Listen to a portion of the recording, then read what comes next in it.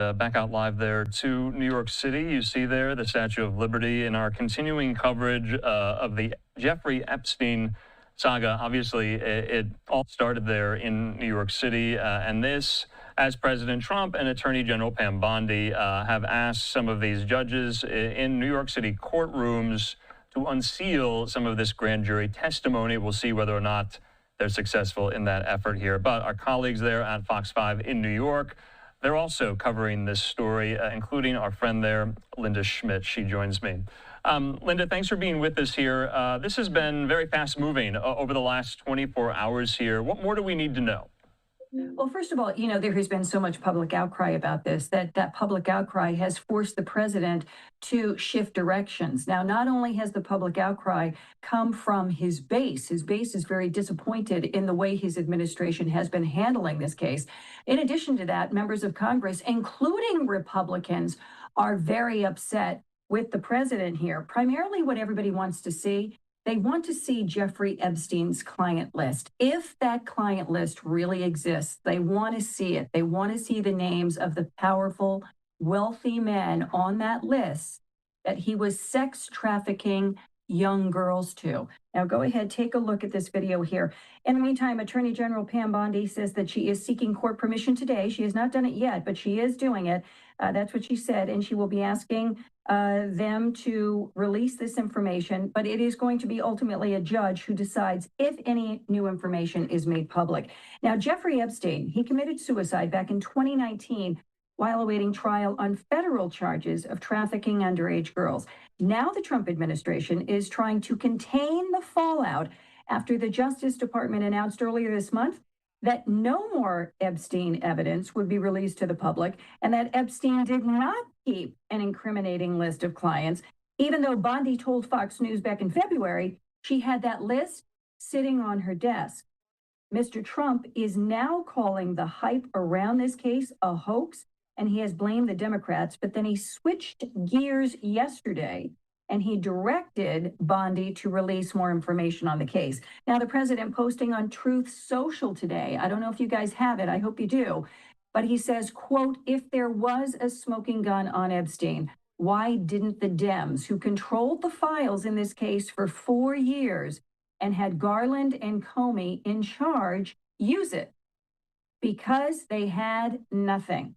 Now, Trump is referring there to former Attorney General Merrick Garland and former federal prosecutor Maureen Comey, who, by the way, was just fired.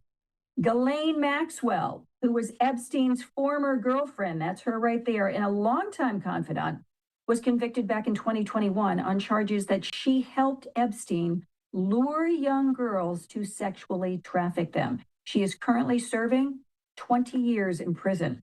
Now, I spoke with a criminal defense attorney late this afternoon who says this whole process that is going on right now with the case with the Trump administration is just a ruse. That if a client list actually does exist, the Justice Department would have it as part of the evidence it collected in the searches of Jeffrey Epstein's multiple properties and could have released it at any time. Here's what he had to say. This is likely not in the grand jury, and the DOJ or Department of Justice can release it. It's really moving the ball so the public thinks that Donald Trump is being transparent, when in fact, that's not what he's doing. All right. Also today, the Wall Street Journal is now reporting that Trump sent Epstein a sexually suggestive letter for his 50th birthday. This is back in 2003. Mr. Trump says the report is, quote, false, malicious, and defamatory. He threatened to sue the Wall Street Journal. We have received a report that he has filed the initial paperwork for that lawsuit.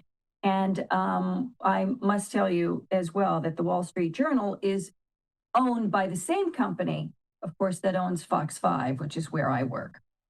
Andrew? All right, Linda Schmidt there with a very comprehensive rundown of the last 24 hours. Linda, thanks so much. Have a good weekend. You too.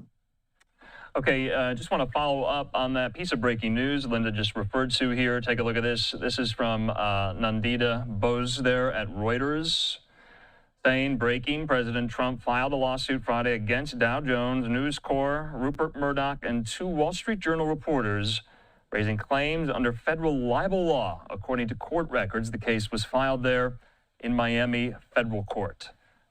So he is making good on a promise he made yesterday, or last night rather, in a post on Truth Social, that lengthy post right after this bombshell report in the Wall Street Journal was published, going on Truth Social saying he would do just that. And now he has. He has filed suit there against Dow Jones, News Corp, Rupert Murdoch, and two Wall Street Journal reporters, raising these claims under federal libel law. So we'll just have to wait and see how this plays out in federal court. We don't want to get ahead of ourselves here. This is the news that we're bringing to you right now because of that very piece in the Wall Street Journal yesterday, highlighting this letter that Trump allegedly wrote to Epstein on the occasion of Epstein's 50th birthday back in 2003. Trump also confirmed in that Truth Social post last night that he and the White House essentially tried to, interfere or spike or kill the story before it was published, to no avail there. He confirmed that in that post on Truth Social, and now he is going after in court the very newspaper who published that story. So this is one we have to watch here on Live Now from Fox, but we're at the bottom of the hour. We have a lot more top headlines to tell. We'll see you in just a moment.